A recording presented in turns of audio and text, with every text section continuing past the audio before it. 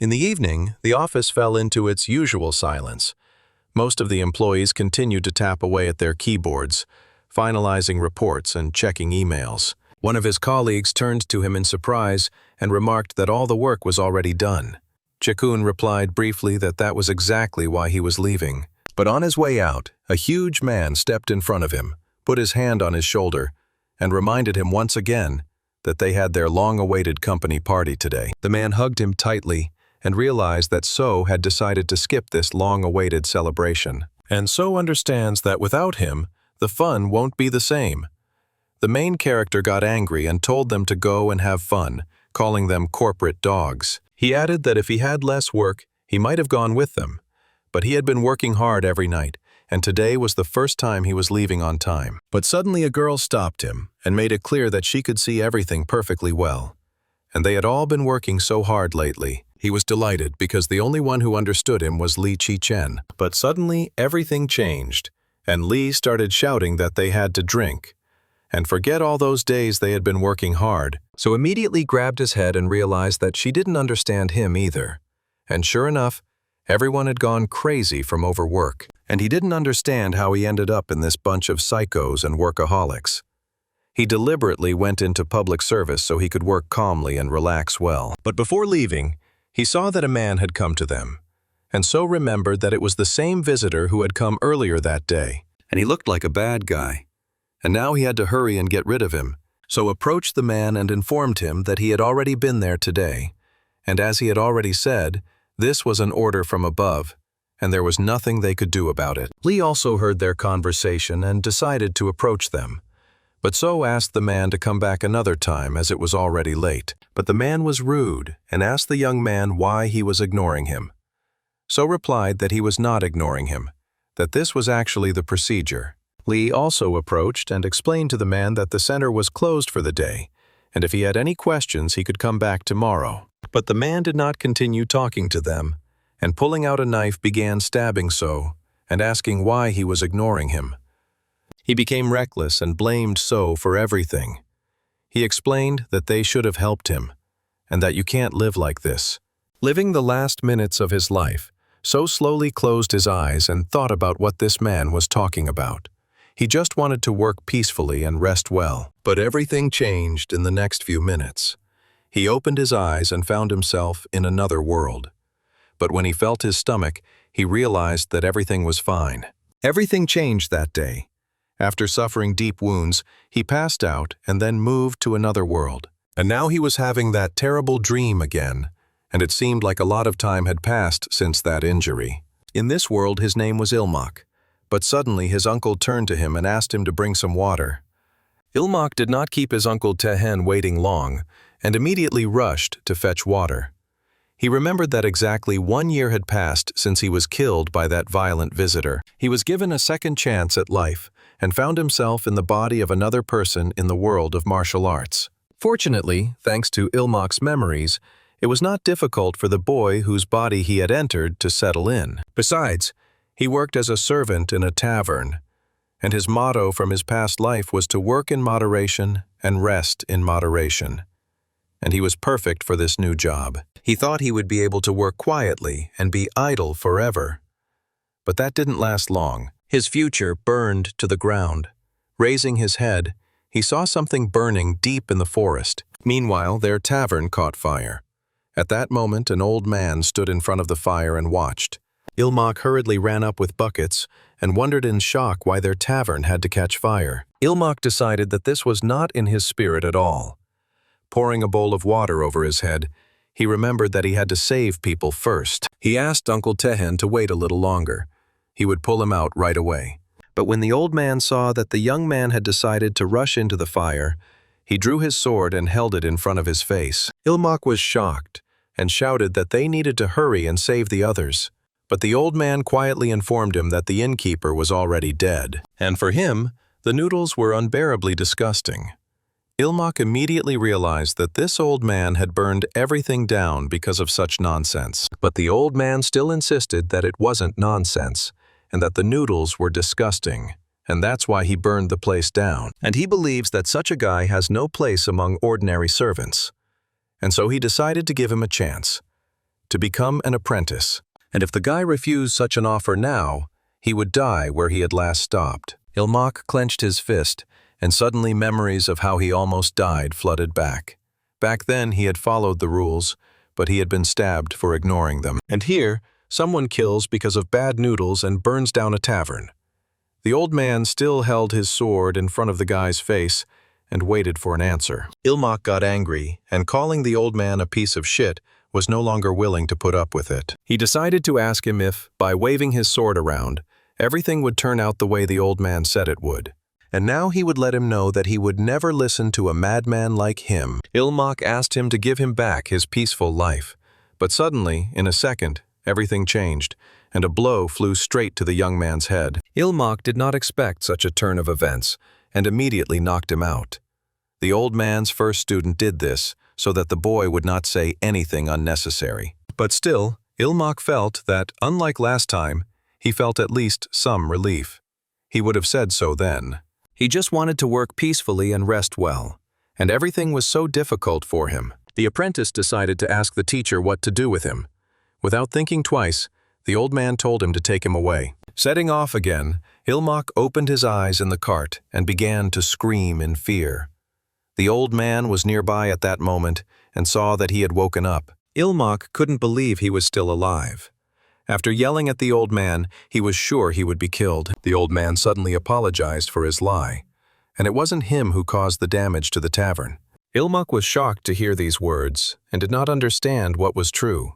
But the old man said that the real culprit was the military alliance. They had set him up when he accidentally stopped by the tavern, and they used it as an excuse to join forces. At that moment, Ilmak thought the old man had lost his mind, but he couldn't just dismiss his words.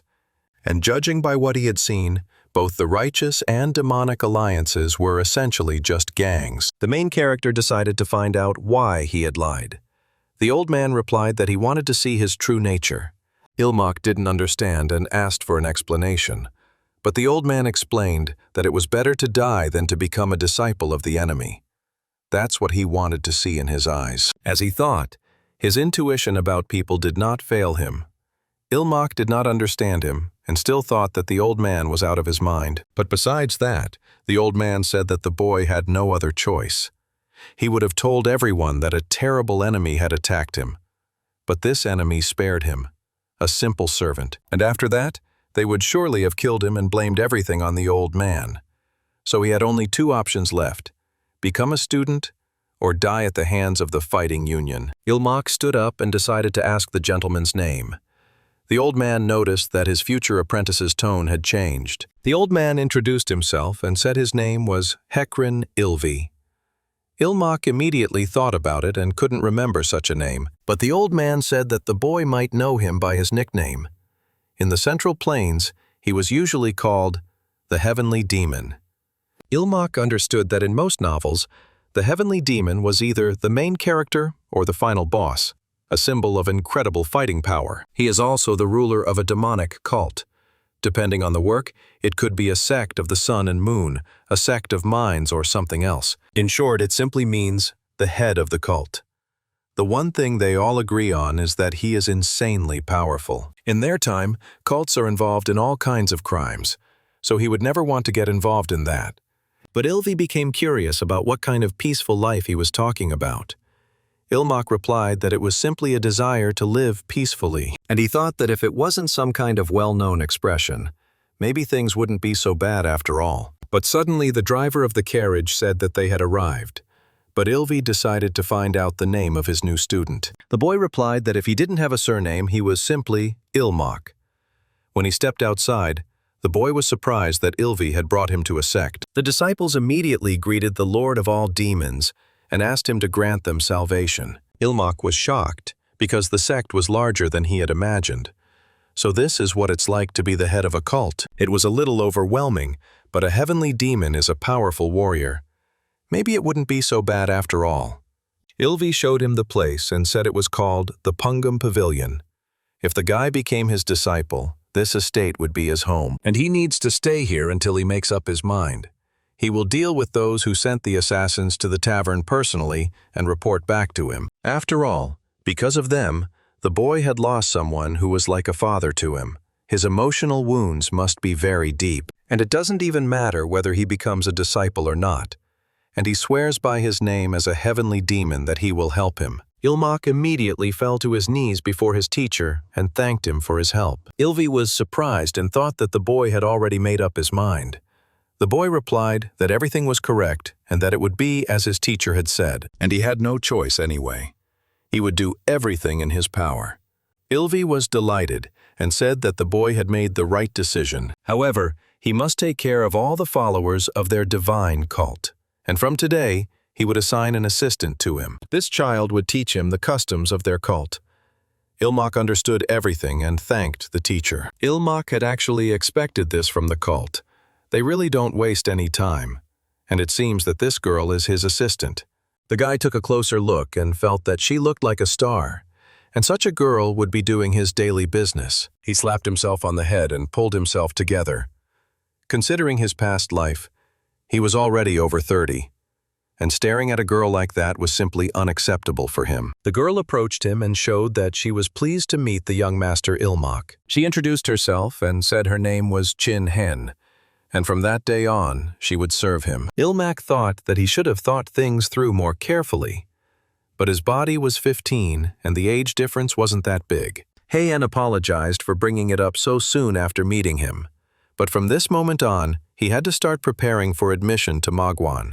Ilmak didn't even know what Magwan was. She explained that it was a higher educational institution where only the most outstanding members of the cult were accepted at the age of 16. All the high-ranking officials of their cult were Magwan graduates.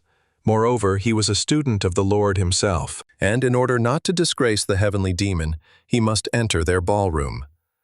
Ilmak realized that this did not sound very easy. Heian, as she heard from the young master, there was indeed little time, but there was no need to worry. Seeing how she changed her hairpin, he wondered and did not understand what it was, and where did this atmosphere suddenly come from?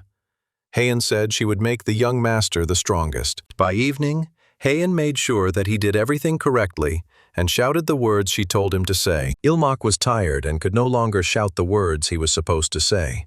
But Heian watched everything and said that his voice was too quiet and that he should repeat it again. Ilmak did push-ups with weights on his back and repeated that the appearance of the heavenly demon was the conquest of 10,000 demons. Hen watched and corrected his mistakes, telling him to straighten his arms. But Ilmak couldn't bear the weight and fell to the ground. Seeing this, Heian immediately asked what he was doing and told him to get up immediately. The guy was exhausted and replied that he couldn't do it. But Han believed that no one was holding a knife to his throat, so he should get up. However, the main character thought differently and felt that a knife was indeed at his throat. Han said that he himself had chosen the divine cult. The main character didn't really think so. Haina lifted him up and asked him to grit his teeth and endure. Ilmak raised his eyes from exhaustion and believed that everyone in the demonic cult was just a fanatic. Heian hugged him and thought that, in fact, young Master Ilmak's training today had far exceeded the limits of what a normal person was capable of. His body had never known martial arts. The very fact that he was able to go so far proved that his body was blessed by the heavens, and the heavenly demon recognized such talent. How could she not revere the heavenly demon now? It was simply the conquest of 10,000 demons. By nightfall, Ilmak woke up and did not understand where he was. He remembered that he had been training with Hain. Lifting his head, he saw that Heian was behind him, healing his back with her techniques. He was startled and jumped out of bed, pressing himself against the corner. Hain remained with her hands raised, not expecting this. Hen explained that while the young master was resting, she performed the Chunggang Hell procedure. This is a healing technique in which pressure points are filled with internal energy. And that's not all. She asked the young master to lie back down on his stomach. Ilmak began to consider her a damn instructor, and he didn't need such a chungangel. She just wanted to patch him up quickly so she could chase him around like a dog again. He'd had enough of this crap in his past life.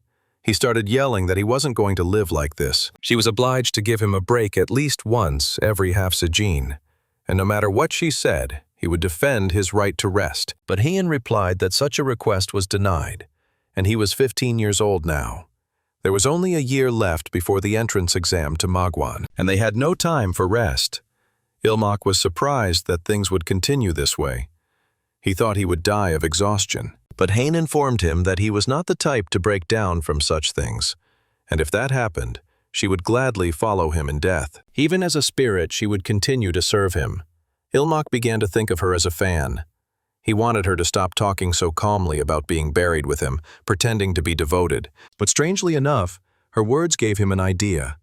He was nervous, but it seemed he had no other choice. Ilmak decided that it was pointless to argue, and since he had to live like this, he might as well just give up on everything. Hain didn't understand what he meant by those words. Ilmak explained that he was saying he would disgrace his teacher for the rest of his life and then simply die. And it became interesting to see what she would do with it. But Hain decided to ask him if he would regret it. Ilmak confidently replied that he would. And of course, it would ruin her reputation if she had such a worthless student. But that was clearly not his problem. Hain wondered why he thought she would just stand by and watch. Ilmak believed that nothing would come of it anyway, and she would have no choice but to kill him. Hain immediately leaped into the air and jumped across the room, grabbing him by the throat and replying that she would do just that. And if he dared to cast a shadow on the name of the heavenly demon, she would personally destroy him. Those who did not know the truth might consider her a heretic, but she did not care, because she would gladly give her life for him. Ilmak smiled and thought that the teacher had sent a heretic to him. Hain wouldn't let him talk like that and punched him in the chest. Ilmak thought that the bold move was the right decision. And if you think about it, they had assigned him not just a heretic, but one who was ready to kill him, and his only advantage was his status as a student of the heavenly demon. He believed that this would discredit the legacy of the great teacher, and yet she was going to cover up the matter at the cost of his life. And to use this to his advantage, he had to act out a drama. What was the teacher thinking? He can see now that the fanatic has taken the bait. Ilmak decided to say that he hadn't said he wouldn't train. He only needed two things. The first condition would be a 15-minute break every hour of training. The second would be a guaranteed 7 hours of sleep. Hain decided to find out if that would be enough for him. The boy replied that it was quite enough, and if she provided that, he would train hard. After all, he didn't want to be a burden to his teacher. Hain understood everything, and he said he would train hard, and he should keep his word. And now she would finish by pressing on his pressure points. He should lie on his stomach. Ilmak already thought that he shouldn't have pushed so hard. The next day, during training with the heavenly demon, the teacher arrived. Seeing his future student exhausted, he realized that they had been training hard. Hain said that it was thanks to the excellent concentration of the young master Ilmak. At this rate, he would easily master the basics of external techniques. Ilmak believed that he would master everything, and it would be strange if he did not succeed after a year of such training. And without these breaks, he would have already died of exhaustion. Every time, Hain would lift him up at the end of training and take him to his room. But Master Ilvi informed him that starting today, he would be studying demonic arts with him. Ilmak understood that here, in the cult of the heavenly demon, the word demonic did not carry a negative connotation. It represented the very essence of humanity, and the power that protected the common people and punished evil. This meant that demonic arts were simply a general term for the combat techniques of the heavenly demon cult, and perhaps they were different from the heretical martial arts he had read about in his past life. However, he was not going to blindly trust anything in this damn cult. Ilmak raised his hand because he had a question. He decided to find out if demonic arts had any drawbacks. Ilvi did not understand this, and did not think that there were any disadvantages to the techniques of their divine cult. He explained that, in fact, they only had advantages, because progress was coming very quickly. The guy realized that there were no problems, but the teacher said that there could be side effects. Therefore, the risk of deviation was great, but someone like him could handle it. Ilmak thought that this should have been said right away. He said that, just in case, it was possible to learn about the types of martial arts and their side effects in advance. The teacher agreed with him and was going to explain everything to him, and he should listen carefully and choose. There is an art of explosive demonic sword. It is a destructive sword technique capable of destroying mountain peaks. and the side effect is problems with anger management. Next is the demonic art of bare hands. It is a cruel ice technique capable of freezing everything around in an instant, and the side effect is a problem with hypersexuality. Third is the sword art of the mad soul. This is a sword technique that surpasses the 24 forms of the flowering plum with its unpredictable moves. The side effect is auditory and visual hallucinations. Ilmak did not understand what to choose. On the one hand, martial arts, on the other, mental disorder. Ilmak became curious. Had the teacher studied all these martial arts? Ilvi replied that he would study them, and did not understand why he had asked such a question. At that moment, the guy didn't understand if the teacher was serious with him. Everyone calls him a heavenly demon, but in reality, he is a walking mental hospital. The teacher told him that there was nothing to worry about. The side effects of demonic arts can be overcome. Demonic martial arts are conditionally divided into 3 stages.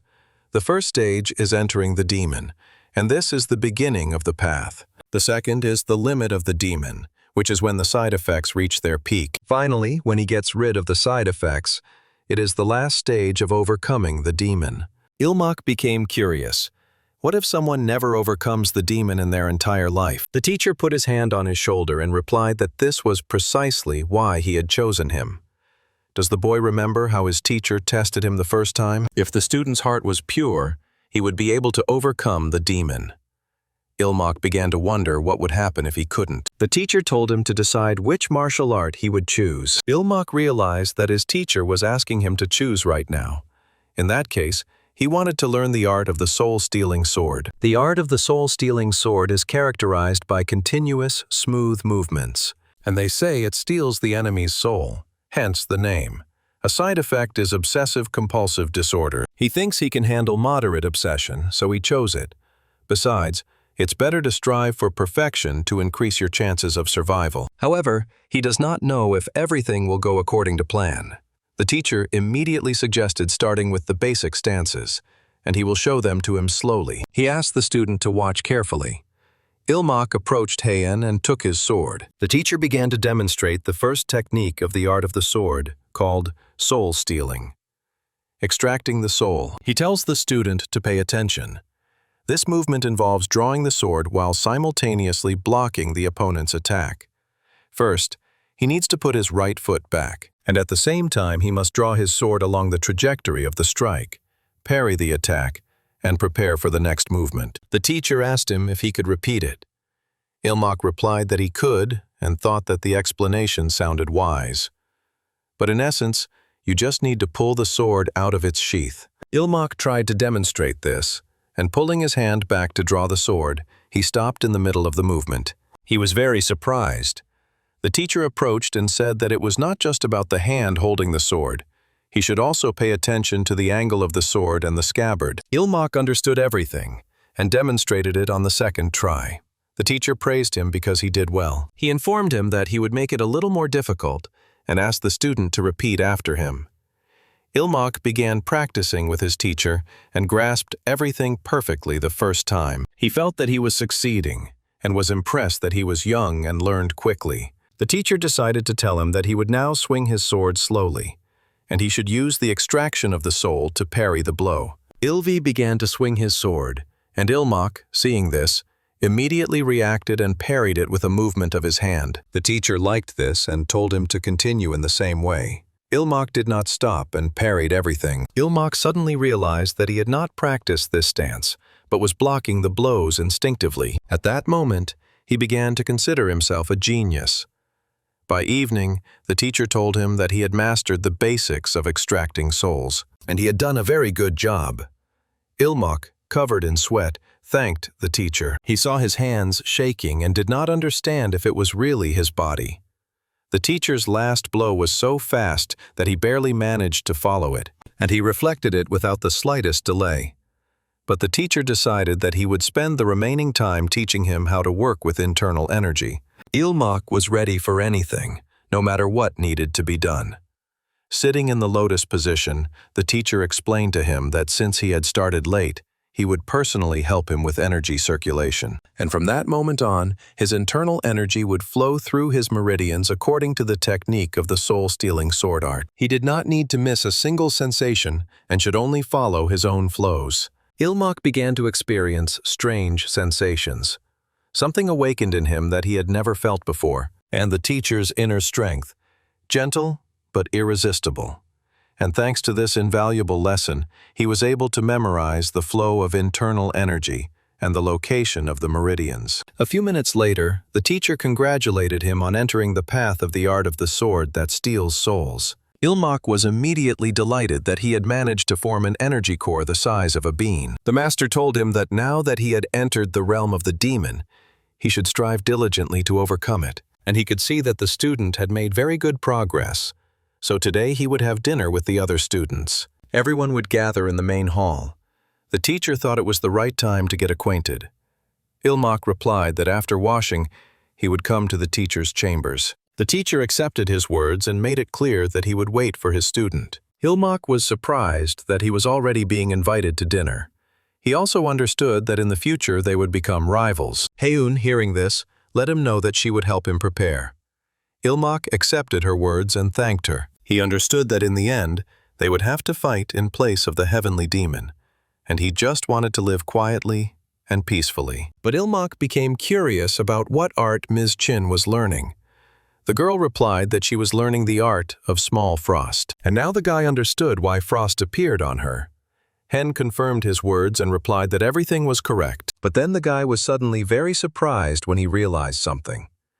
He began to think about the side effects of this art. While washing, he was just now beginning to get used to what Hain was doing, and she had to study the art of small frost.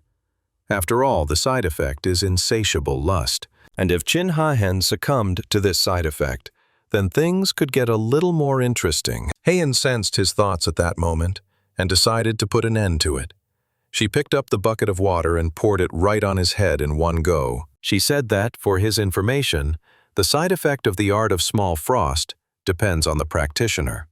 Ilmak was surprised and decided to find out what the side effect was for women. Hain said that women, or men with strong yin energy, become more sharp-minded.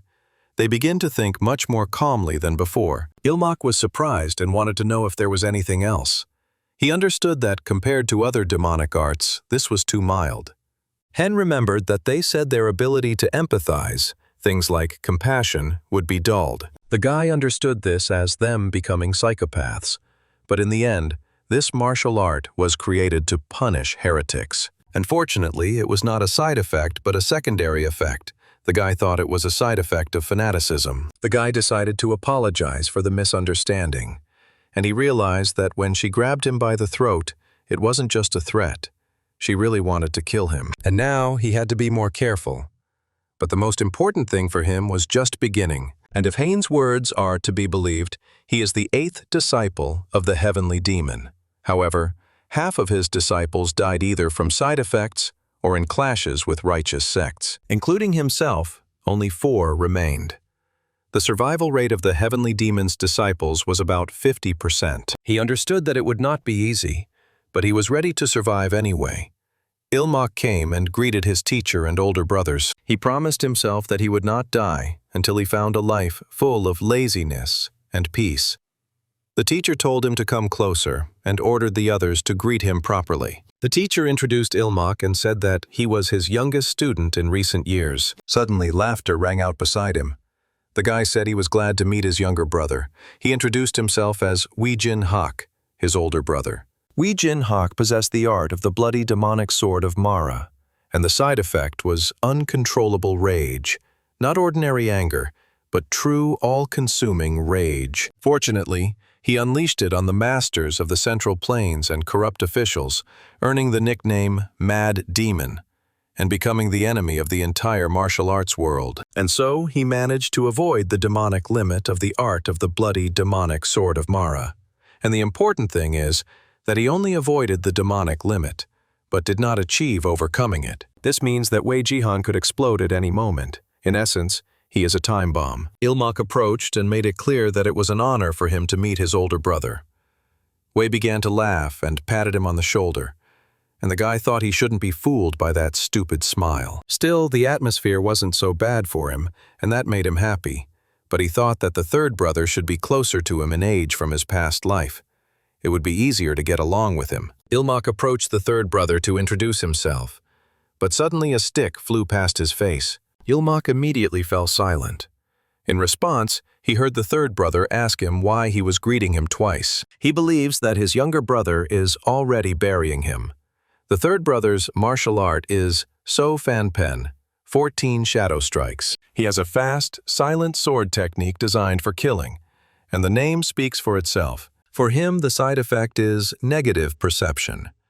In other words, paranoia. So Wang Pen has already reached the limit of a demon, and that means he's done for. And Ilmak himself doesn't yet understand why he's done for. So said that the younger one greeted him twice, and he's probably already reading his last rites. So put a stick to his head and decided to find out why it was not possible to greet him once. Ilmak thought that if he hadn't greeted him, he would have gone crazy because of that too. And now he doesn't know what excuse to come up with. And no matter what he said, this guy would still take offense. But suddenly one of the brothers grabbed the stick and said he was a joker. He believed that hunger had made the third brother too suspicious. He gave him new sticks to eat with.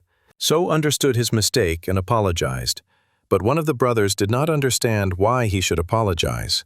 Ilmak immediately said that it was his own fault for not knowing the etiquette, and he sincerely apologized, so told him not to worry about it and denied his words. Ilmak thought that everyone here was crazy. Could there really be normal warriors? And that must be his older brother Chongri Chu, and perhaps he considered him the most reasonable person here. His older brother Chu told him that now was not the time to hesitate. He told him to greet him first, and he introduced him to his fourth brother, but Chu suddenly started laughing and pretending that his fourth brother was saying something. Ilmak looked at him like he was an idiot and didn't understand who he was talking to. After all, his fourth brother had died in battle with the righteous sects. And suddenly, he remembered something. He remembered that Chongri Chu's martial art was a sword that drove souls mad.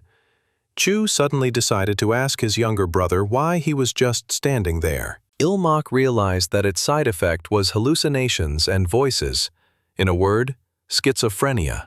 Chu began to order his younger brother to greet his fourth brother, but suddenly Vi started laughing and said that the sixth brother had missed the fourth brother since childhood. Chu apologized and dismissed the fact that he had made another mistake. He let his younger brother know that everything was fine. The teacher couldn't help himself and said that it was touching to see such brotherly care. Ilmak just didn't understand if this dinner would go smoothly. Sitting down at the table, he began to feel like he was starving. He had skipped dinner and thought there would be a whole banquet here. And since it was a gathering, maybe they would at least feed him. Suddenly, the teacher decided to ask his sons how things were going. Vi replied that he shouldn't worry. Everything was calm in the area he had inspected. Ilmak was angry and wished they would eat for heaven's sake. Didn't they know that even a dog is not disturbed while eating? And why were they talking about work again at dinner? Vi saw that their youngest didn't understand what they were talking about, and he would have to participate in it anyway, so he would explain it to him.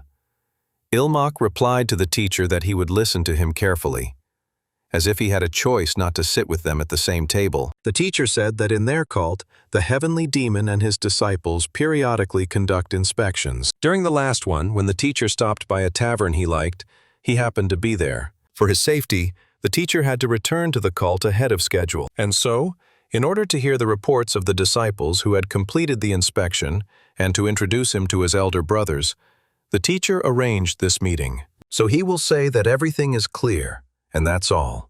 The teacher became curious about what their youngest thought. Ilmak didn't understand what the teacher meant. The teacher wanted him to hear his opinion on what they had just discussed, and what he thought about how their cult cared for the common people. And as an outsider, he was interested in his fresh perspective, and maybe he had suggestions on how to improve it. Ilmak noticed that what he had expected was beginning to happen. His older brothers, like everyone else here, had only one brain between them, and for the sake of power, they would not hesitate to draw their swords. But he was now Ilmak, not So Chi-hoon. Let them fight among themselves as much as they wanted, he didn't care. Meanwhile, he would simply enjoy life and live for his own pleasure. And of course, People like Chinhen won't let that happen.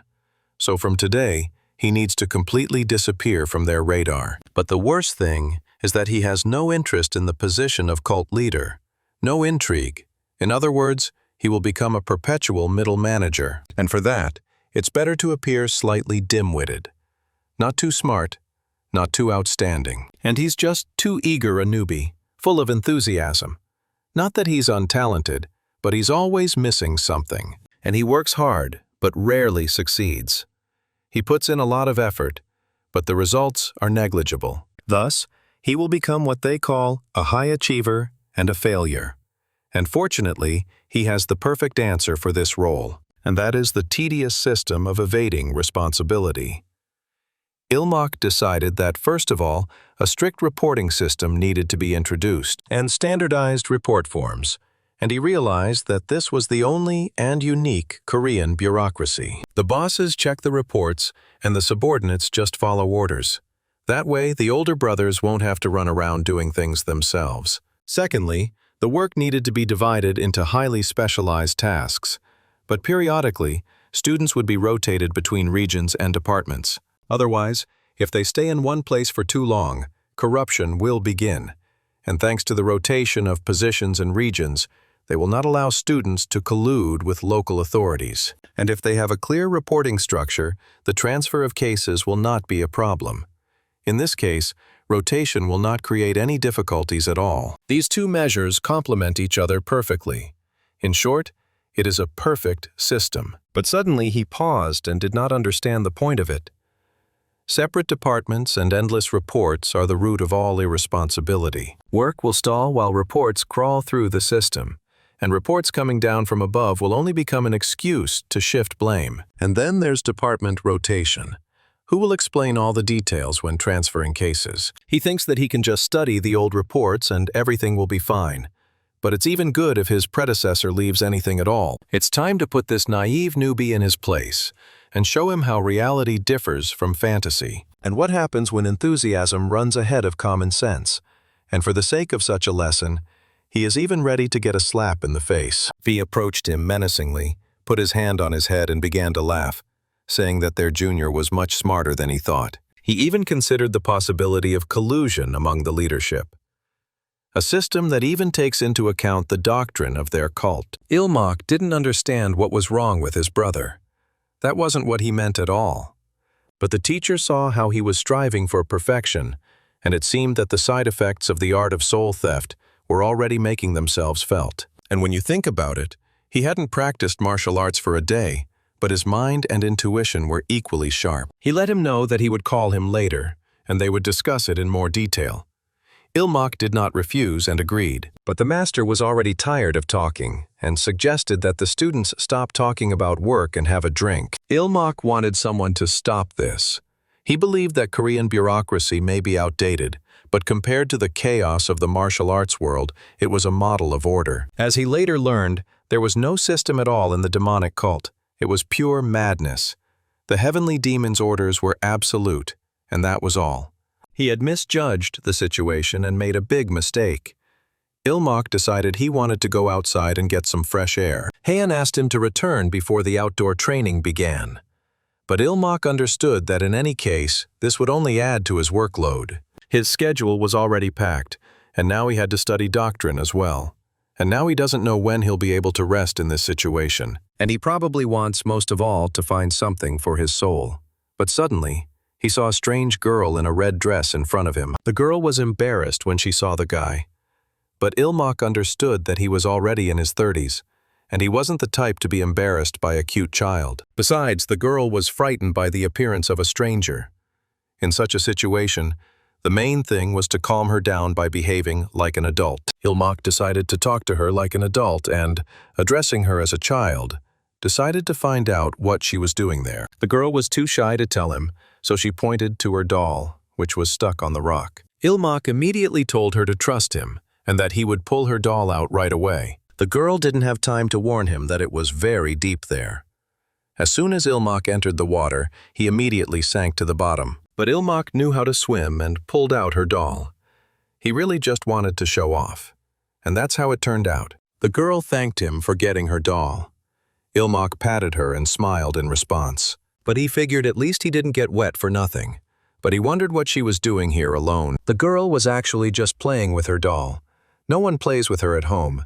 Everyone just keeps saying that she needs to practice. Ilmak realized that this girl was in the same situation as he was. He introduced himself to her and asked her name. The girl introduced herself too and said her name was Sina. Ilmak suddenly suggested that they meet here again tomorrow. Sina was surprised and couldn't believe that he had really suggested meeting tomorrow. But then, Ilmak changed his mind and suggested meeting every day at lunchtime, and she would play with him every day. Sina asked him to promise.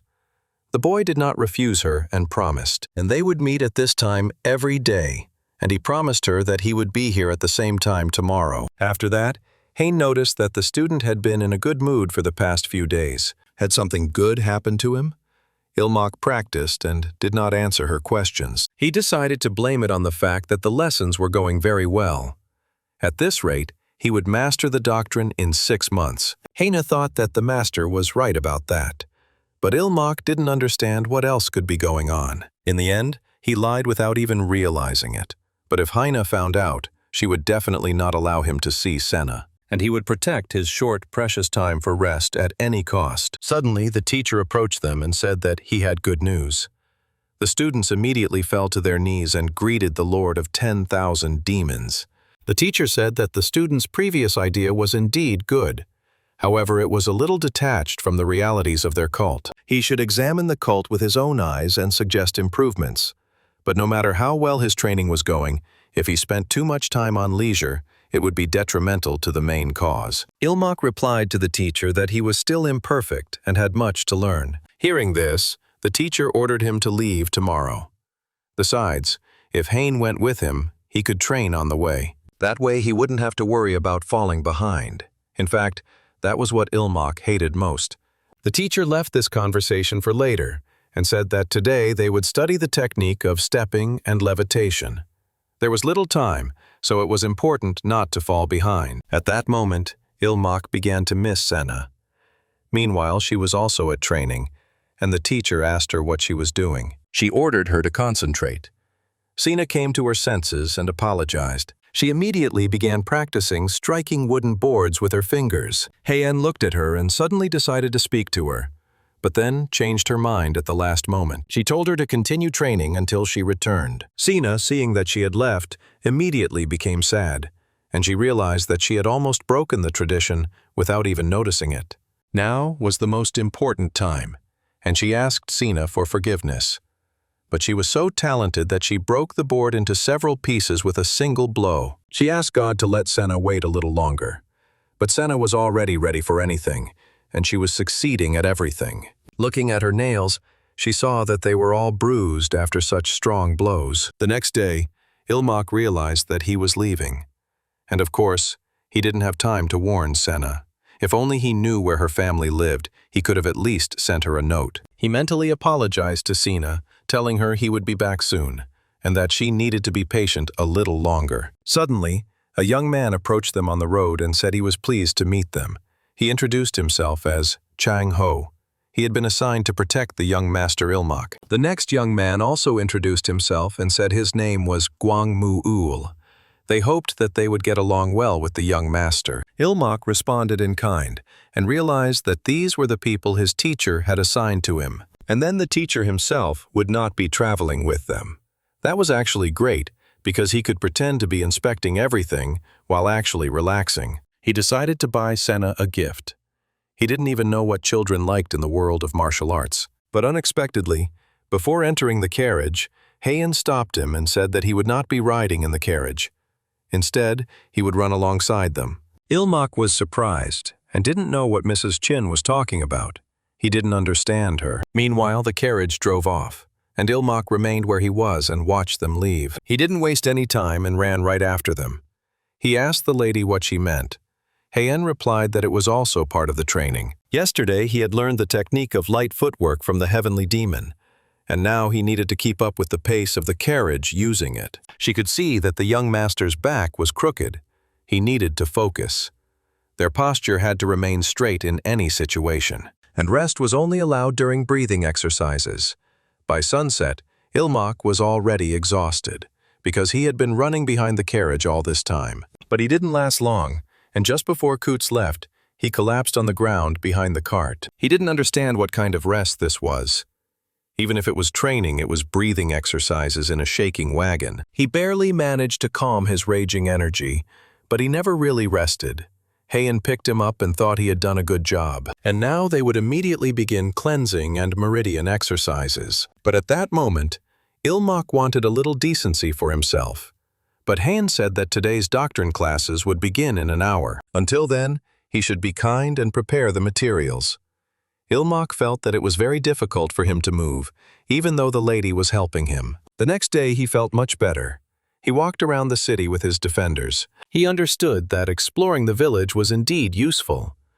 Why should he care about improving the demonic cult? Besides, if he suggested something, he would end up with more work. And even if something came to mind, it was better to play dumb. What if Han decided to ask him what he thought about this place? The main character thinks it's a pretty peaceful village, and he doesn't know what the local followers mainly do.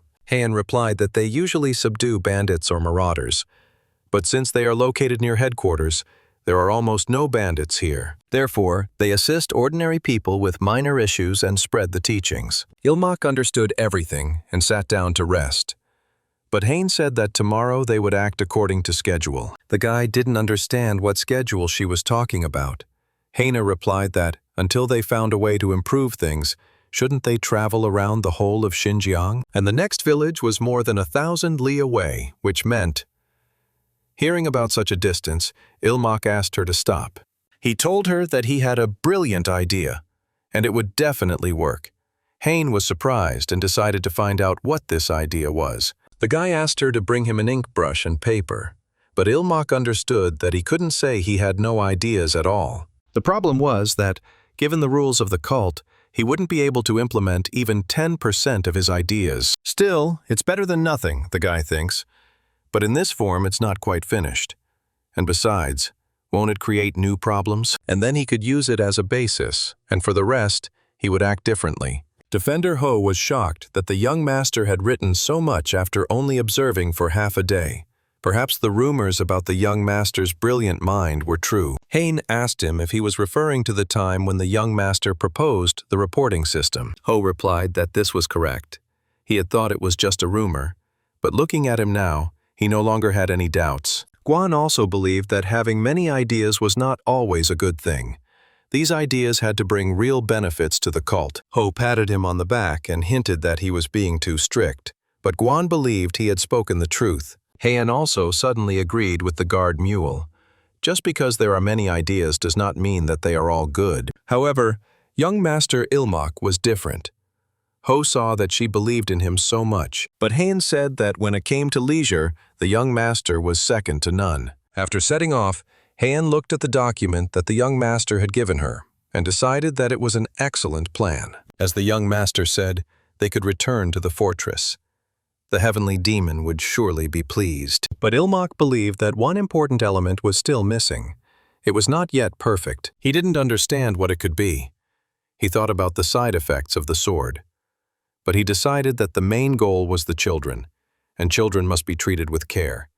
Besides, it reminded him of Sina. Suddenly, Hain grabbed his shoulder and told him not to move. He was curious about the suddenness of it. Heron opened the door of the wagon and saw mounted bandits approaching them. Although they were too organized to be bandits, they were most likely deserters, and the guards must be planning to destroy them in one fell swoop. All they had to do was watch quietly from here. Ilmak was lost in thought at that moment, and Heian couldn't get through to him. The bandits surrounded the wagon, and the leader had already decided that they would kill the men and sell the women into slavery. But one of the bandits started shouting that they never wanted to become bandits. At least they still had a conscience. He told the others to be careful and not get hurt. He didn't want any unnecessary bloodshed. He understood that it was too late for regrets. He ordered them to give up everything, and in return, they would spare their lives. Of course, he felt sorry for them, but he couldn't let his brothers go hungry. And yet, really, if only they could live with dignity. Guan and Ho jumped out of the cart and immediately set out to kill. But Ilmak opened the back door of the cart and ordered Guan not to kill the old man. But Guan was already too late to stop and cut off the old man's head. Seeing this, the bandits realized that they had lost their boss. Guan immediately reported that the boss had been defeated. Hen also wondered if it was really necessary, but the bandits also learned that they were from a demonic cult and decided to kill them all. Hen saw and said that these two warriors could easily deal with ordinary bandits. But she didn't know why all this fuss was necessary. However, Ilmak told him to just be quiet and watch. Guan did not stop there and continued to attack the bandits. He knocked out the leader with his fist. Ilmak believed that these people would be the final touch to his plan. By evening, the bandit boss was lying next to a tree and realized that the guard had pressed on his pressure points. His body would not move. Ilmak approached him and, calling him Han Gen, asked if he had regained consciousness. Gen was surprised and decided to ask the guy how he knew his name. But Ilmak replied that it wasn't difficult to find out. They told him everything. All he had to do was ask. Gen couldn't believe that people had just told him everything. But Ilmak told him that his people were fond of beautiful women and food. And from what he had heard, he had a tragic fate. A boy younger than him had received a higher rank than him thanks to his connections, and he gives him advice as his senior, while Gen is accused of embezzlement. He barely escapes execution with his people and ends up in the lands of a demonic cult. And even if he tried to join them, he would be rejected as a former military man. Gina decided to find out what the guy was up to. Ilmak decided to find out how he felt about serving the demonic cult. He may not look like it, but he is a disciple of the heavenly demon, and he was perfect for the task he had in mind. If he obeyed, he would wipe away his crimes and help him officially join the cult. And aren't these his people, risking their lives for him? And doesn't he prefer to work alongside them, without shame? But Jen decided to find out what the guy saw in him, since he was making such an offer. Wasn't he afraid of being betrayed? Ilmak replied that to get to know a person, you need to look at those who follow him. And his people may be fools, but that is precisely why he doubts that they would follow a real villain. Jen understood that he was, once again, indebted to his brothers. And now all the pieces of the puzzle were in place. And to tell the truth, his idea was not something grandiose. It was simply to open a school, and the efforts of the demonic cult had reduced the number of bandits. But because of this, the children had fewer opportunities to experience the mercy of the cult. As a result, their faith weakened. The school was created to fix this. The children would go to school and naturally learn literacy and doctrine. Step by step, this would not only expand the cult's influence, but also create a system for raising new followers. The teacher looked at it and thought it was brilliant. It was a flawless plan, worthy of the side effect of his sword. But Ilmak understood that this was not a side effect. But suddenly the teacher became curious and asked what this part was, pointing his finger. And according to his report, was it really just teaching? But Ilmak interrupted the teacher and replied that everything was correct. His plan had another feature. They would also teach martial arts at the school. Martial arts presented as daily exercise. The teacher saw that the student was proposing to teach children demonic arts. Of course, they could cope with the side effects of demonic arts. However, if their hearts are not pure, this will only increase unnecessary suffering. But Ilhan believed that these were not demonic arts. What the children would learn were the basics of martial arts and external techniques. The teacher realized that the student was suggesting selecting the most gifted among them and teaching them demonic arts. The student confirmed his words, and it would not be a big deal if they did not master the demonic arts in the end. And even if it was only the basics, the difference between those who knew martial arts and those who did not was enormous. And children trained in martial arts would undoubtedly become the backbone of the sect. The deserters they recruited on the way here would help them with that. They are proficient in army martial arts. They are slower but without side effects. They already wanted to join the sect. So, with their help, teaching the basics will go smoothly. In addition, they are ideal for teaching children. They can be sent to regions where there is no suitable person for the role of academy head. The teacher praised the student for his hard work. He made a significant contribution, and so he would allow him to name the academy himself. But did he already have any ideas about this? Ilmak understood that he had borrowed the idea for the academy from the modern world, a place where they not only teach martial arts and physical training, but also build character. Something similar is now gaining popularity abroad, including in the United States. He wants children to grow up big and strong, so he wants to call it Taegon Dojang. And this is a Taekwondo academy. By nightfall, Ilmak arrived at his room and lay down on the sofa to rest. Haein turned to the young master and told him that she had canceled today's classes, but wouldn't he at least like to wash up before going to bed? Ilmak asked if they could skip it today. The master himself said that he had done a great job, so they would skip it today. Haein left him to rest and wished him a good night's sleep. Ilmak realized that the business trip was over, and tomorrow he would finally see Senna. He wondered if she was upset that he had disappeared without saying a word. After all, he had bought her a gift for a reason. He hoped she would calm down quickly. But suddenly, Ilmak raised his head and saw a huge man in front of him who looked like his brother. Ilmak decided to find out what had brought him here at such a late hour. But he didn't know why his third older brother was here, so replied that he had a whole pack following him in case he accidentally killed someone. He wanted to meet him without their knowledge. Ilmak understood that these were not guards, but chain dogs, so heard that the master was so proud of his younger brother, and the reporting system, Taegon Dojan, would never have thought of that in his life. Ilmak thought that his brother had come here because he was jealous, so said that he kept thinking about the difference between them. The apprentice believed that if things continued this way, he would cut off his head as soon as he didn't like something, but So was insolent and immediately took the box from his younger brother's hands. Ilmak understood that his third brother was an insecure type, so opened the gift and realized that he and his brother were completely different, and it seemed that he was getting involved with some girl. And after all, who wouldn't like such a smart guy as his younger brother? Not like his third brother, who was old, worn out, and good for nothing. And someone like him has nothing left to do but die. But suddenly he changed and decided he had to kill everyone. Ilmak jumped up and began to deny his words. And the third brother, the person he respects most after the master, shouldn't talk like that, so was surprised that his younger brother respected him second only to the master. Ilmak confirmed that the master was first, and his older brother was second. He is actually an insignificant person and is not even sure that he is worthy of entering the Hall of Demonic Arts. And for someone like him, the third eldest brother is a true role model. And he considers his older brother to be his role model, and the one for whom this hairpin is intended is just an acquaintance. And even she says that people like his older brother are very popular now. Ilmak decided to borrow Sina's name for a short time, so didn't believe him and thought that the younger brother was mocking him. Ilmak replied that the master had said something similar. Maybe you can't tell by looking at him, but the master constantly scolds him, and every time he says the same thing, that he should follow the example of his third older brother in everything.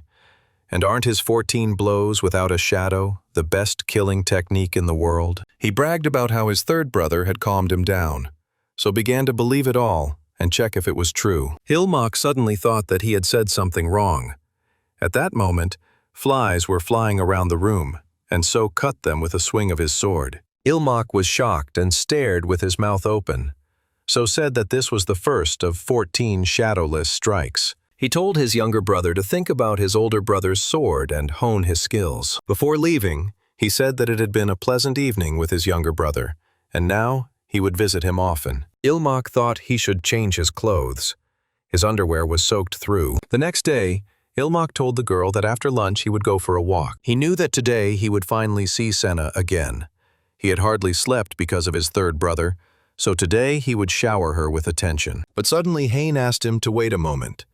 The student was surprised and decided to find out what had happened. Haein said that the student had not been able to study yesterday, and so she wanted to make up for lost time today. But Ilmak replied that he could see that Ms. Chin also needed time to recover, but he couldn't understand why she was treating him this way. Haein said that the young master's progress was far more important than her, and perhaps there was some other reason why he couldn't study right now. The student understood that he couldn't tell her the truth, that he was going to meet with Senna. Ilmak decided to lie again and replied that there was no reason. He was just afraid that he would feel sleepy after eating. Upon hearing these words, Hain immediately ran to prepare everything for the lesson. He mentally apologized to Sina and promised that he would come to her tomorrow. Meanwhile, Sina was standing in front of the clan, but did not dare to go inside. Sitting at the study table, Ilmak wrote, but at the same time rubbed his eyes. Hen saw this and thought that he hadn't slept well. The student replied that this was true, and that he hadn't been able to fall asleep right away. But in reality, it was because of his third older brother. But she didn't need to know that. Suddenly, Ilmak got up and decided to get some fresh air. But Hayan decided to wait for him in the room. The student thought that the third older brother would now come to him every night, and he hadn't been getting any sleep lately. But he became curious about what So was doing at night. But he would have to resolve this issue somehow. Right now, he would rather just lie on the grass with Sina than deal with all this. Suddenly, he opened the door and Sina was standing in front of him. He opened his eyes and, seeing her, didn't know what she was doing there. He couldn't remember her always having red hair. Sina greeted him. But Ilmak immediately decided to figure out how she knew he was here. And how could she be out so late? Her mother would scold her. But Sina took him by the hand and decided to find out why he had abandoned her. They had promised to play together every day. Ilmak apologized and replied that there was a good reason for it. Hayan heard strange voices and decided to listen. But Ilmak decided to tell her how it all happened. But Senna stopped him and said that he was not to blame for anything. After all, he was a student of the heavenly demon himself. Sina knocked him to the ground and said that she understood everything, and that he would go with her. She squeezed his shoulders so tightly, and believed that in her clan they would eat, sleep, and play together. Ilmak saw that she was hurting him, and that her strength was showing. He asked Senna to come to her senses, but Senna believed that she would take full responsibility for him. Ilmak realized that the truth he had been running from all this time was suddenly coming back to him, and the very thought of it took his breath away. That Sina had also mastered the demonic arts and become a full member of the sect. Suddenly, Hain approached them and addressed the young gentleman, asking why he was standing still when he had said he would go and check. When Sina saw the woman, she thought she was an enemy and immediately set out to kill her. She said that it was Hain who stood in the way of Ilmoka, and for that she would definitely kill her. Hain dodged her attacks and realized that she was possessed by a demonic spirit. Ilmoka asked the lady not to harm her. This child is simply under the influence of a dark demon. He asked her to simply neutralize her. Hen seized the moment and stopped her movements with an icy blow. Sina felt a sudden chill in her body and stopped. Hayan asked the young master if he was all right. Ilmak replied that he was fine, but that Senna was more important, and he didn't understand what had happened to that child. Haina explained that she had used a minor demonic technique to temporarily slow her movements. Since she hadn't affected her blood flow, she would soon be able to move again. But suddenly, Senna woke up and immediately began to attack the young lady. However, Ilmak pushed her aside and took the blow himself. Ilmak was wounded, but Senna decided to ask him what he was doing and told him to get away from her quickly. If he stood there, she would not be able to kill her. She asked him not to say that they were dating. Sina didn't wait for an answer and decided that was the case. She started saying that he hadn't come to her because he was with her. But Ilmak suddenly hugged her and apologized, and she was very worried when he disappeared without saying a word. This was because he had an urgent assignment from his teacher. Therefore, he did not even have a chance to talk to her. In fact, he kept their meetings a secret from everyone. If he had told her earlier, she wouldn't have worried so much, but then their time together would have been in jeopardy. He didn't like that at all, so he simply apologized to her for being selfish. He decided to ask her if she hated him very much. Sina replied that she didn't hate him at all, and she began to apologize for his injured shoulder. Ilmak said that everything was fine, and that it didn't hurt at all. But Hain suddenly decided to ask the master when he had become close to the heiress of the Hekrin clan. Ilmak was surprised that she also knew Senna.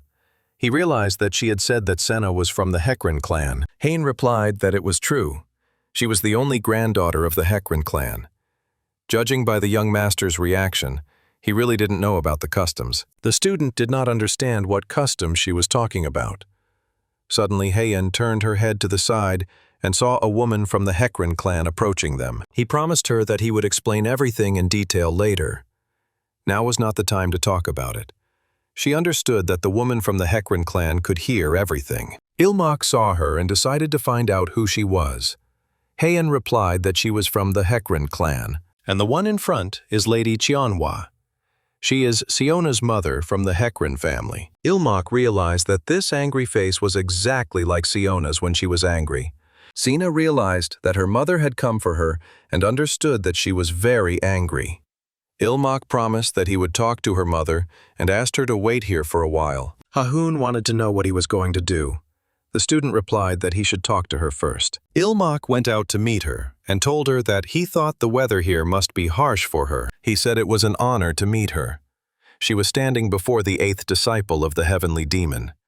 He decided to ask the lady if she was all right. The lady replied that she was, and first of all, she wanted to ask him something.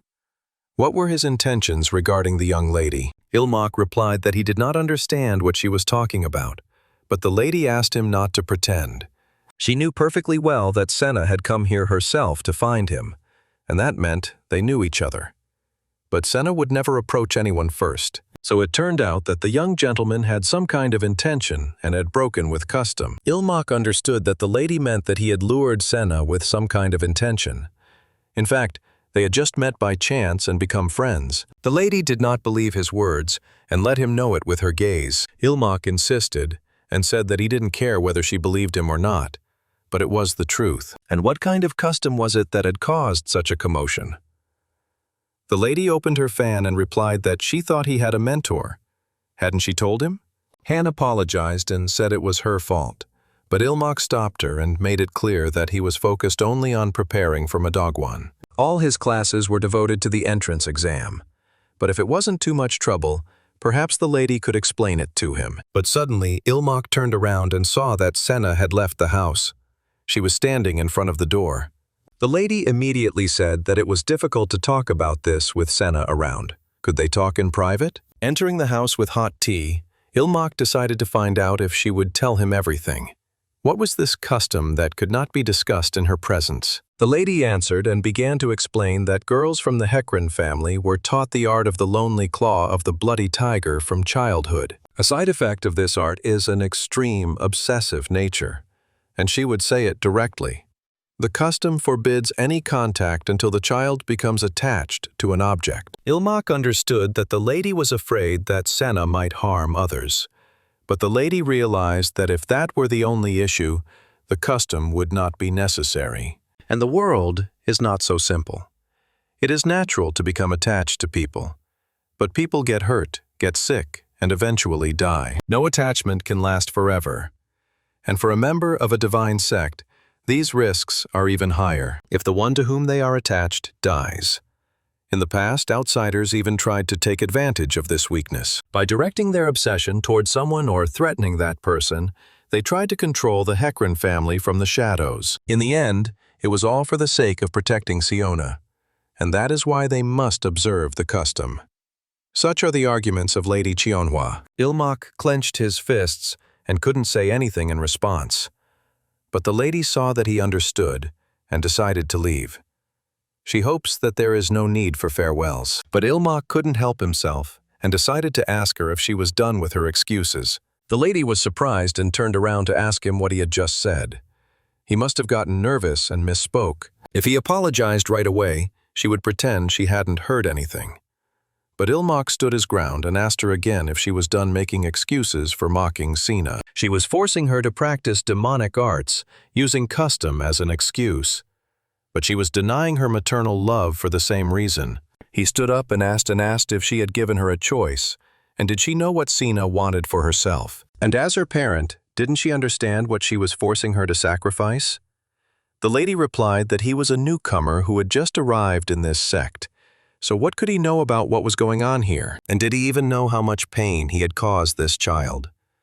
Ilmak replied that he did not know, but he knew one thing. It was all because of her lies and lack of faith. The mistress became very angry and began to drain the demonic power herself. She headed to attack the young man. She wanted to kill him, but Hain, anticipating this, stood up to defend him. But the master himself ran up behind her and stood in front of her. The lady saw the elder and immediately stopped. She fell to her knees and began to greet the Lord of Demons. The master told Ilmak that he had rushed here so that his student would not be late for training, and had witnessed a sight he had never seen before. He had many questions, but first he wanted to ask one thing. He asked the student what he meant when he dared to speak of a lack of faith in this divine sect. Meanwhile, Senna was still sitting on the street, crying with shame. At that moment, on the second floor, the master was furious. The master ordered his disciple to speak. What did he really mean when he spoke of faith? Ilmak knelt down and replied that all the side effects of demonic arts could be overcome. That's what the master had told him when he first started learning demonic arts. And what did he see now?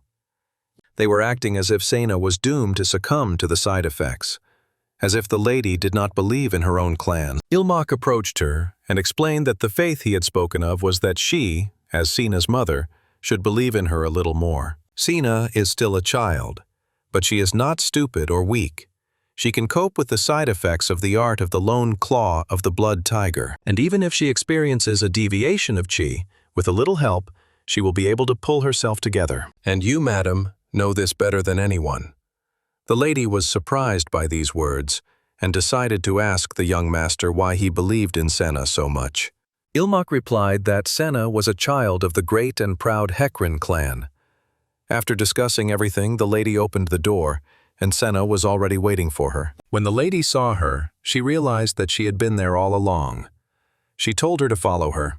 Sena turned to her mother and said she wanted to tell her something, but her mother asked her not to say that she wanted to come here again. Sena clenched her fist and replied to her mother that she understood everything correctly, and she would become worthy of the Hekrin clan, and she would eat whatever she was given and train even harder. Her mother listened to her and asked if she would study hard too. Sena replied that of course she would. She was very happy that her mother was beginning to understand her. Meanwhile, the teacher told his student that this little girl from the Hekrin clan was already head over heels in love with him. Today he got off with a minor injury, but one day these side effects could cost him his life. Did he really think he could handle this child? Ilmak replied that Sena would never do that to him. Moreover, even if it did, he would endure it. The teacher saw his attitude and let him do as he saw fit. The teacher was very pleased to have such an impressive young man.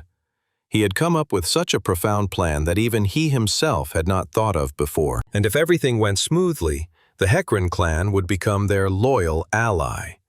And the day would come when Ilmoka would no longer be called simply a disciple of the heavenly demon. A few days after training, Ilmoka asked her to take a short break. He understood that, fortunately, there had been no more problems with the Hekrin clan since that day.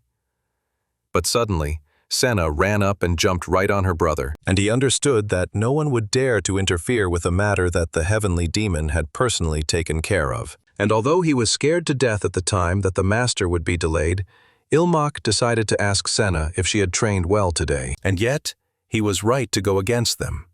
Sena replied to her brother that she had been working hard, but he believed that even in a demonic cult, many things were permissible, but mocking children was too much. Besides, if he couldn't even allow himself such moments of rest, he would surely go mad soon. Sena also decided to ask her brother what he had been doing today. Ilmak suddenly remembered that he wanted to give her something as soon as he saw her. He had recently been on an errand for the master. He saw it and immediately thought it would suit her, so he bought her a gift. Would she try on such a gift from her brother? Sena took it, and it was her own gift from her brother. Sena decided that she might get it dirty. She would wear it on some very important day. The student understood that if things continued this way, it could be considered that she was quite stable in controlling the side effects. Suddenly, Ilmak noticed someone and decided to find out who it was. Looking closely, he saw that it was the brothers So and Vi coming towards them. Ilmak stood up and greeted the brothers. No one knew that So came to see him every evening, and he didn't know what Vi was doing there. So said that he was actually just accompanying his brother. Ilmak didn't understand why he would do something so unpleasant. He said that the first Sahan was very concerned about staffing issues in the Red Dragon Corps. In short, they wanted the younger brother to help them. Vi also said that rumors about the genius of their younger sage were spreading everywhere, and would he share his wisdom with that stupid Saken? Ilmak understood that if he refused him to his face, he would simply explode with anger. He decided to find out what the problem was. He realized that he had no choice but to listen to him in silence. He listened and asked his brother Vi, and he was afraid that he didn't know the answer either. Vi replied that everything was fine. How could it be easy to choose a person, especially when it came to the deputy commander of the Red Dragon Corps? If it were easy, he wouldn't have come to him. Ilmak sighed that his brother hadn't exploded and that he didn't have any more work to do. The perfect answer. Vi suddenly saw Senna and at first did not understand who she was, but then learned that she was a young lady from the Hekran clan. He had heard that she had been visiting their youngest sage frequently lately. Vi became curious about the gift she was holding in her hands. He took the gift from her and thought that the hairpin would not open, and he would help her now. Vi tried hard to open it and saw that it was tightly closed. Ilmak told her to loosen her grip and it would open. Sina was afraid and asked him to return the gift because he could break it, but Vi did not listen and broke the gift in his hands. When Sina saw this, she was shocked with anger. She didn't know what to do now, because her gift had been broken. Sina decided to ask him how he dared to break the gift her brother had given her. She threatened to kill him, but Ilmak managed to cover her mouth so she wouldn't say anything she shouldn't. Vi confirmed that it was his fault. Ilmak didn't yell at him and said that everything was fine, but Vi thought that the main thing was that everything inside was intact. Ilmak took the gift and asked her not to cry. Sina took the gift in her hands and said it was from her little brother. Vi saw that their bond was deeper than he had thought. Han told her brothers that they would calm Sina down and ask them to leave her alone for a while. Vi apologized to his younger brother for his foolish brother Sahen causing so many problems and leaving like this. He would return, so they would see each other again soon. Ilmak understood everything and told them to take care of themselves. In fact, he hoped they wouldn't come back. So Vi wasn't as quick-tempered as he thought, and maybe he could behave a little more freely with Vi. Sina said that the great young master was an idiot. When Vi heard this, he stopped immediately. But Ilmak asked her not to say that. He didn't understand what would happen if Vi heard her. Vi turned around and asked what the girl had just said.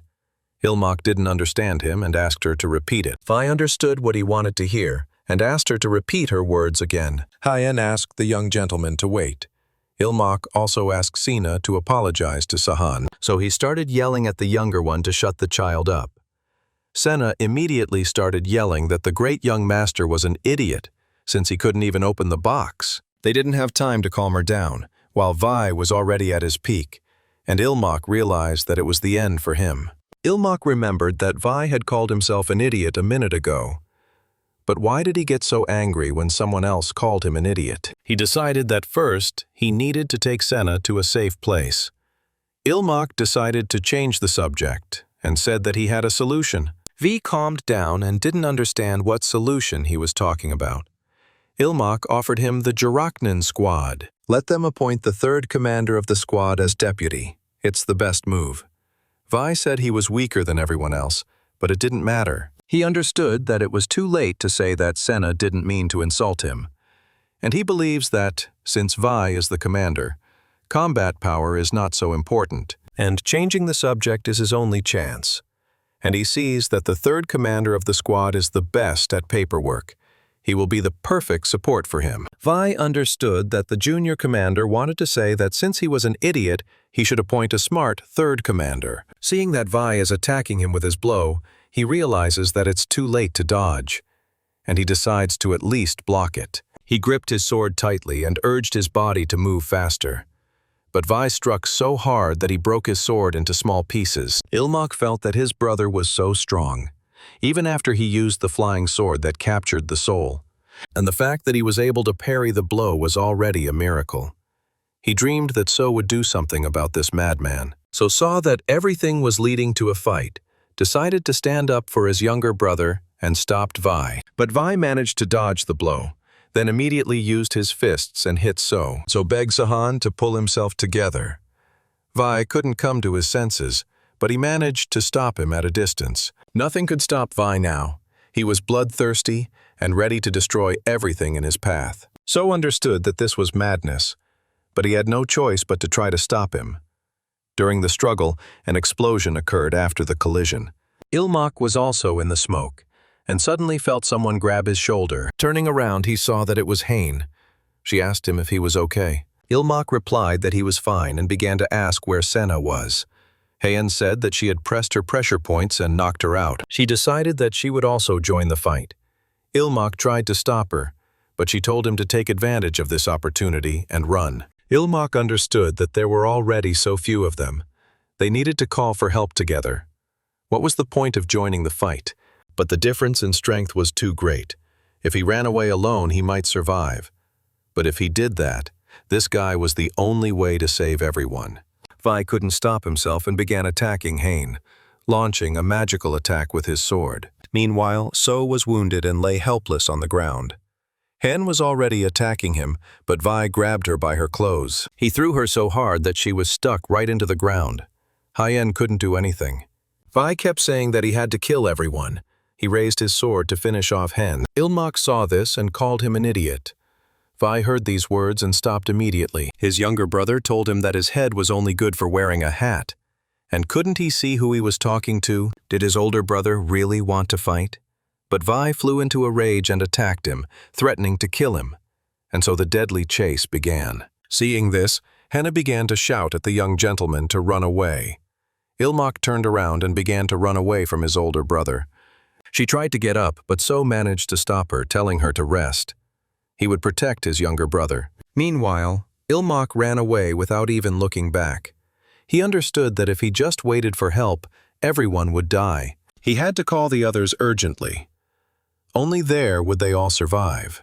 But strangely enough, Ilmak kicked a stone and fell to the ground. At that moment, Vi was just about to attack. He was just lucky that he fell and saved his life. Ilmak felt his brother approaching him. But Vi was not afraid, and he was already standing over him with his sword. But So managed to run up and put his sword up to block his older brother's attack, saving his younger brother from him. So decided to find out what the plan was. Ilmak replied that they should all run away from him. He himself began to run away, while So held back his older brother. He understood that those who were nearby were the first to come running, and that made the third brother's burden a little easier.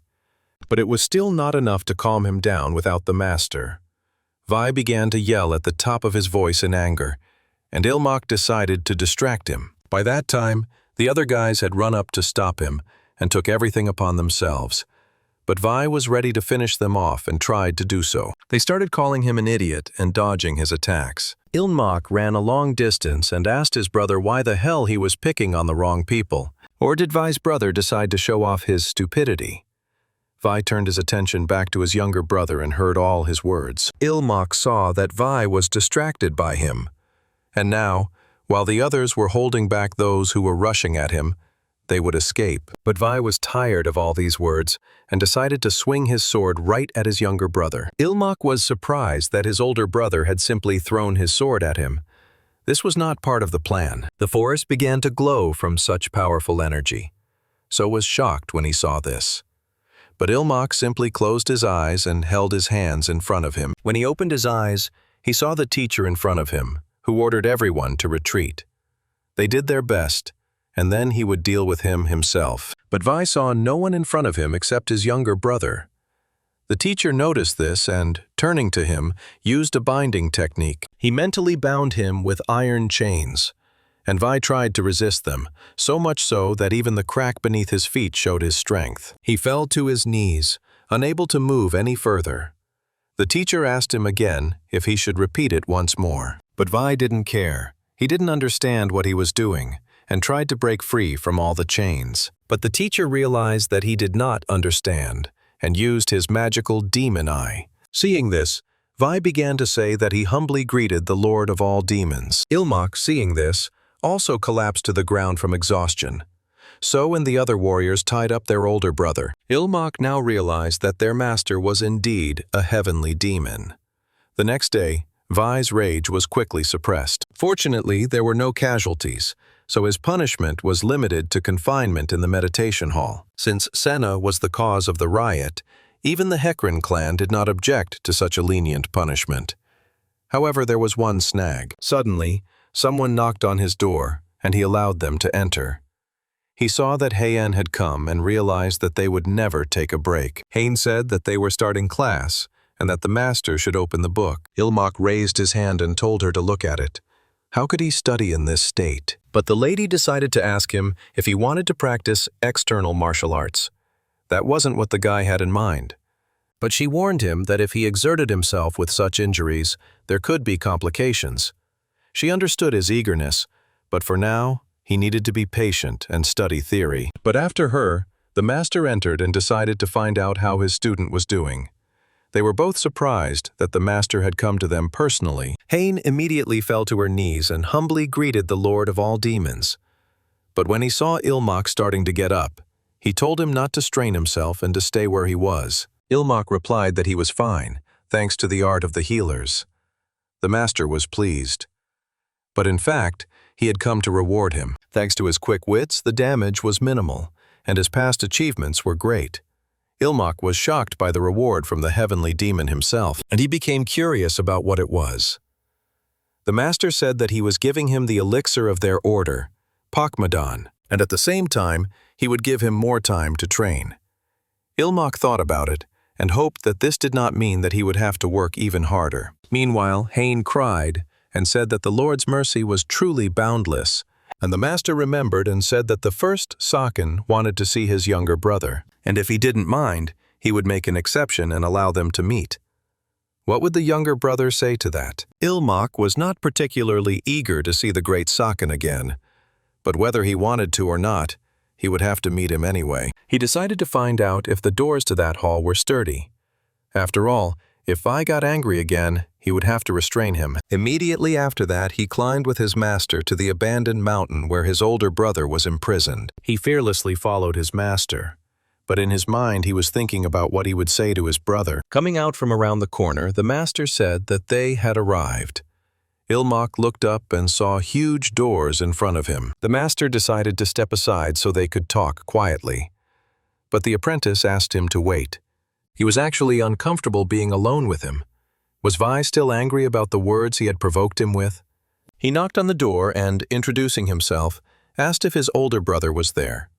Ilmak didn't know what to do and thought about just leaving things as they were. But most of his wounds had already healed, and as soon as he noticed even the slightest hint of what had happened last time, he would immediately run to the master for help. Vi suddenly started laughing and said that his younger brother had done a great job today. Hearing this, Ilmak thought that Vi was calmer than he had thought. Vi began to say that in fact, he had called him to apologize, and now he understood why the younger man had said that. And thanks to him, the damage was minimal. It really was the best decision. And fortunately, he realized that the younger man was not as foolish as his Saken.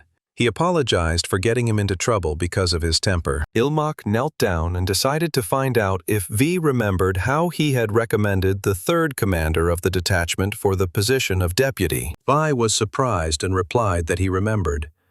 The younger brother explained that he had not said it to humiliate him. And does his brother know where the expression, "the more the better," came from? General Han Xin once said that Han Gaozu could command an army of 100,000 soldiers, but he himself was the more, the better. Gaozu then asked why he served under him. Han Xin replied that His Majesty was not a warrior, but one who commanded generals like himself. Or take the kingdom of Shuhan. Even though Zhuge Liang was a brilliant strategist, their true ruler was Liu Bei. History clearly demonstrates this. The most important thing for a leader is not strategy, but the ability to win people's trust and to put them in positions where they will be most useful. That is why he recommended the third commander of the detachment. With his ability to resolve issues, all minor problems will disappear on their own. Then Saken will be able to focus on the duties of a true leader. After all, he is destined to one day lead the demonic cult. And now he asks Vi not to dwell on this. Instead, it would be better to devote himself entirely to training, as such focus would bring even greater success. Suddenly, the master approached his student and told him to stop, saying that it was time for them to go. Ilmak actually added these flattering words so that he wouldn't pester him again, like so. He hoped he hadn't angered him with this. Suddenly, the master praised his disciple. Ilmak thought that the master praised him for making a good excuse. But Vi was actually even angrier, and his power was visible through the huge doors. He just wanted to kill this man. And he remembered that it was his younger brother who had insulted him, calling him an idiot, and he would kill anyone who dared to look down on him, and burn this unjust world to the ground. In fact, advice given at the right moment can change everything. And for Vi, that moment had come. He overcame Gekma and almost reached the stage of Talma. He poured out all his rage in a wild outburst of anger, and now he was reminded that there were more important things to do. It was as if the gears had fallen into place, and these coincidences cleared Vichenhawk's mind, making it as clear as a mirror, and he directed it toward Talma. He understood that gathering talents and placing them correctly was his best decision, and he realized that his younger brother had to grow up quickly. One day, he would become his strategist. The next day, Ilmak was already training on the grounds of his sect, but in the dark of night, his enemies discussed the news. Someone had heard rumors about the younger disciple of the heavenly demon. The man in the mask decided to clarify. Is this the one who proposed this strange system? He also proposed to found some kind of academy, and he is actually a strange guy. And they also say that he greatly influenced Vi's breakthrough to Talma, that very disciple. And if he continues to hang around Vi, he will become a big hindrance. The guy replied that there was some sense in that. They didn't know what to do next, whether to just sit or take action. The chief thought about it and suggested treating him the same way as those who were already dead. And that would be more than enough. By evening, Ilmak met with his guards and said that it was an honor for him to see them again. But the guards said that, on the orders of the Lord of 10,000 Demons and the head of the Guard Institute, they had been assigned to escort the young master. Ilmak understood that after his older brother's commotion, there was nothing he could do. The guards introduced themselves. The young master felt uncomfortable with so many supervisors around him. Ilmak responded in kind and made it clear that he was also at their disposal, and he believed that he should be grateful that they had sent people he knew. Guan informed him that they would keep their distance while guarding him, so they would not cause him any inconvenience, and then they would say goodbye until the moment of danger. But Ilmak did not want to see them again for anything. He saw another man and decided to find out who he was. The guy replied that his name was Gyeon Mun from the 100 Ghosts sect, and he asked to be loved and cherished. Ilmak remembered and asked if he was from the very same Gyeon clan, one of the 5 great demon houses. Yes, and from the 100 Ghosts sect. But what was someone like him doing here? Mun replied that he had studied at the academy in the same class as Haein, and since his classmate was injured and unable to fulfill her duties, he reported this to the head of the sect, who graciously allowed him to come to her aid. Ilmak replied that Ms. Chin alone would be enough, but okay, he agreed and was counting on him. He thought that no one had thought to ask his opinion, and since he had the approval of the sect leader, he thought he would just watch for now. Haein informed the young man that she did not need his help, so he could return. Even in her condition, she could serve the young master without any problems. Moon replied that she could barely stand on her feet, so how could he say such a thing? But Hen made it clear to him that it was none of his business and he shouldn't meddle. Ilmak was surprised and didn't understand what was wrong with her. It was the first time he had seen Haein be so openly rude to someone. Moon made up his mind and told her not to be stubborn if she felt weak. Was she even training properly? After all, she hadn't changed at all since they studied at the academy. She had wasted her talent and ruined her body. Was this the great goal she had talked about before? Haein got angry and told him to shut up. She would take care of him herself, so Moon should just relax. And why was he looking down on her now? Moon scratched the back of his head and replied that he wasn't looking down on her. But he believed that behaving this way meant being a burden to the young master. And if she continued to serve him, what would others say about him? Everyone would point fingers and whisper that there was something wrong with this master, since his servant looked like that. Ilmak got angry and told him to shut up. Did he really mean to say that Mrs. Chin was not developing herself by serving him? Moon replied that he didn't mean that. He only said it because he felt sorry for Haein in the role of a servant, and he apologized. But Ilmoe said that whatever his intentions were, he would no longer tolerate such words, and Mrs. Chin was not a burden to him at all, so there was no need to worry. Haein thought about this and became lost in her thoughts. The master saw that she was ignoring him and decided to slap himself in the face. He did not understand and was angry that Moon had been sent here, And how could he now diffuse this icy atmosphere? Moon made up his mind and said that he would deliver the message and go prepare for his duties. Ilmak was surprised and told him to stop. He warned him that if he was going to talk nonsense again, he'd better keep quiet. Moon suddenly approached her and handed her a medicinal plant he had picked up along the way. He was actually a busy man and needed to return to the sect of 100 ghosts. So let her take it and get well soon. The gentleman was shocked and didn't understand what it was at all. But Hain paid no attention to him and wandered in her thoughts. After that, Ilmak met Senna and decided to spend some time with her. But the girl was crying and begging her brother for forgiveness. Ilmak explained that what happened to her older brother was like a natural disaster. And it's not worth taking it so close to heart. But Sina saw a strange guy and asked who he was. Moon introduced himself and said that he was temporarily serving the young master instead of Hyen, and he would be happy to work with her too. Senna immediately asked her brother if this man could serve him instead of that girl. She thought he seemed much better than Chin. Ilmak decided to recall when Chin had behaved so badly towards her. And to be honest, if it were up to him, he would also like Moon to become his servant. Since Chin had stepped down, training had become much less difficult, and now there was a newcomer who could be teased. The problem was that this seemingly good-natured guy with a cute face, he only showed his anger towards Chin. But after yesterday, he had a pretty good idea why. It was probably like in elementary school, when a boy teases a girl he secretly likes. He decided that if he could get them to make up, it would solve the problem. But first he would make them work together. They are young and full of energy, so all he has to do is create an opportunity, and everything will work out. He suggested this to Hyen, and she immediately refused, saying that she categorically refused to work with Moon. Ilmak saw that she was so adamant that he didn't even know how to respond. But Ilmak became curious about what they were doing here. They didn't even show up for training, and it turns out that all this time they were copying sacred texts by hand. But hadn't Lady Chin learned all this long ago? Hen replied that since her presence was a burden, she had been preparing texts for the young master to study on his own. Ilmak grabbed his head and wondered why Moon had blurted that out.